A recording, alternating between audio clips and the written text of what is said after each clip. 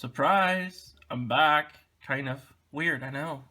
It's been like forever since I've done something meaningful on the bench, and it's been even longer since I've talked to you guys about this project here. It's about that Stug diorama that I've been working on for, I'd say, over a year now. No, that's not true. I started in October, so it's 8 months.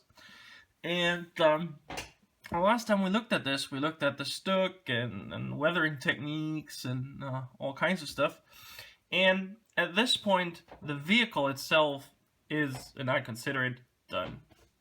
I will put some pictures of the vehicle with all the things that, are important to note about it at the end of this in a slideshow. And as you can see, we can still see, choose a cocktail stick that's not broken. Some of the modulation effects and the rust streaks and all sorts of stuff. The only thing I do not like are the decals. So I might have to find a way to blend them in a bit more and make them less like stark. So what is there to talk about? Well, if you remember correctly, I always spoke about getting a crew for this, just in order for this to, well, yeah, come to life a bit more, and I have done so. So let me move this just slightly out of the way. It can still be standing right there, like this. And let me show you guys the figures that we will be including in this. First off, we have a commander. If my camera were to focus, I would really appreciate that. There you go. He is from VIII. Pretty nice. The legs do not belong to him, but due to the fact that the hatches on the Stug are so big, if you just use the torso, the upper half, it will look really ridiculous. So I've glued those on, although he now has two asses basically. But you will not be able to make that out once he's in the hatch. And then we have his gunner or loader, whatever you want to call it. Also for Linden production, having a chocolate bar.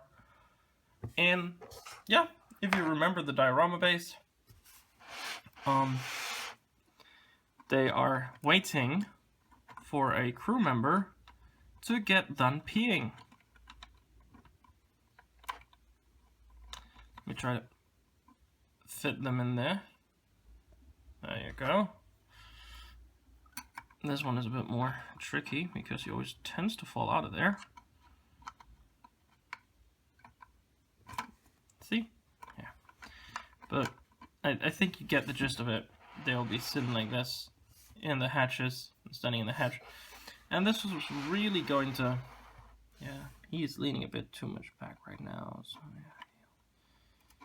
yeah. There you go. That's the perfect position that I found for him. And he'll be like... something like this in the background. Yeah, I've been looking for those kind of figures for quite a while until I found them, and now I'm really happy with them. And they will go in there.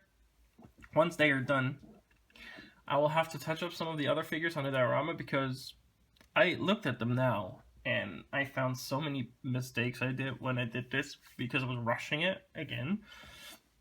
And I've decided not to rush anything anymore because it's just of no use, basically, because you just mess up your builds. So yeah, like I said, those figures will be painted soon. I hope to start priming them today, and then we'll gradually paint them, put them in the hatches, put all the vehicle, like the Stug, and I'm still considering putting a second vehicle on the diorama base, maybe a half track. I'm not entirely sure at this point, so we'll have to see about this.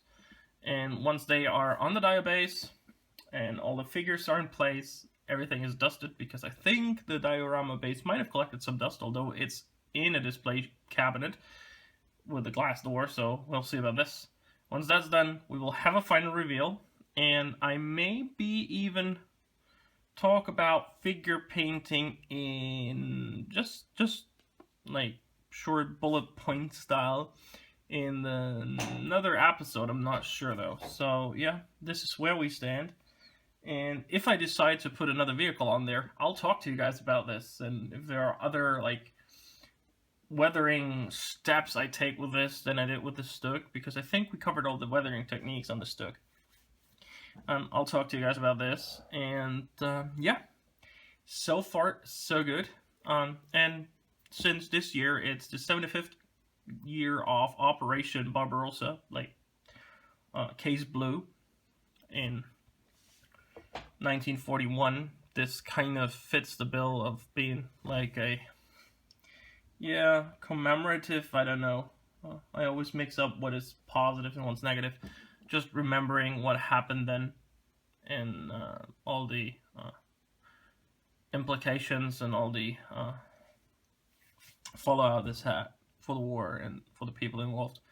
So I think it's quite the good thing to have a rather peaceful scene because of all the violence that was going on, and I don't want to kind of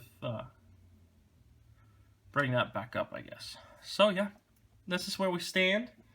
Like I said, if something drastically changes, I will be talking to you guys about this in a bit. If not, you will be seeing a reveal, and until then, like I said, we'll have a couple of pictures of the Stug. And I'll see you guys in the next video. This is all modeling. Bye for now. May the 4th